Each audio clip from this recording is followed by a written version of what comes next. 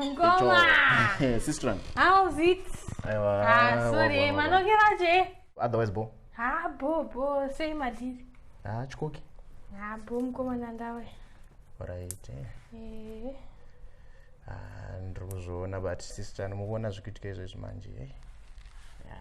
But izvezvi sister. Izvezvi futi? Ndinogona. Futi? Not futi but zvamanje sister. Ndinogona. Pakaipa.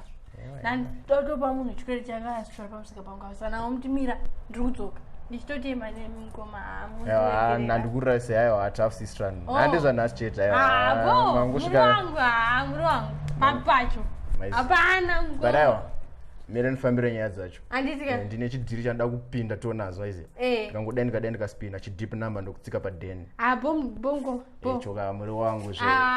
Sister. Heavy. Wagwan. Yeah.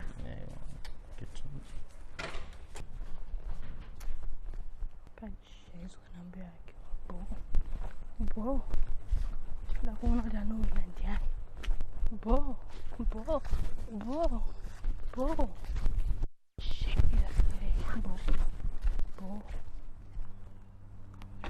Tachapa bule baba.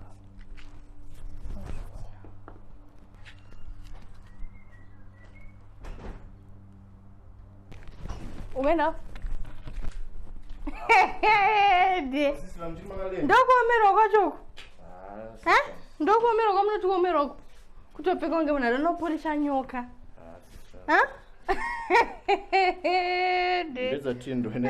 Masatini weya. Masatini. Murenda? Obo, kwese kamukuenda nande ndiri +1. Nande. Tunyoka tukutwa makundroera. Hande kamukoma SP musatombondita musoro wangu ndibate identities. Handiti makwenda. Kusikudiwa wako. Kwa muru unodya ndi mukunodya mari yangu. Maya kumondo kunotengesa fashion sister. Fashion? Ngoma musandijairire matina kuya kuharare kuso. Sister ni mbomira mazi. Anokwira basi mara kai. Sister ni chico. Ngoma SP. Chico sister. Ngoma SP. Sister mire taure ndati chico. Chimuna machi muchitochena zvenyu kuchena. Aiwa ndipe mari yangu. Tunyoka tukupopa kutwera sister. Mire udaro kan ndipe mari yangu. Chico sister. Aiwa ndipe mari yangu. Sister nomutambura majela ratindo kan sister. Ndipe mari yangu shamwa. Sister ni chico. Majela atindo zvinenge. Sister makudima. Ndipe mari yangu. Sister zvamakuita. Ndakuudza zvakanaka ndamari yangu. Ndaro kan sister. Imi nyowani kan sister. Taura zvakanaka ndipe mari yangu. Sister mire taura. Ndipe mari yangu. Ora mire tupinde diro right. Ndokunaisa mari mangu manheru sister. Sister ni chico. Iwe. Sister nokudaro. Une makundi makisa. Pisa hembe iyo. Pisa. Sister ndakuya kuzotamba kai. Sister musadaro sister. Ndakuya kuzotamba ngoma izvi. Ndakuya makisa kuzotamba. Sister musadaro. Tamba ngoma izvi. Ndakuya kuzotamba. Sister musadaro kan. Ndakuya kuzotamba ndikutokutaurirai. Makisa kan sister. Musadaro kan sister. Ngudzo janzi.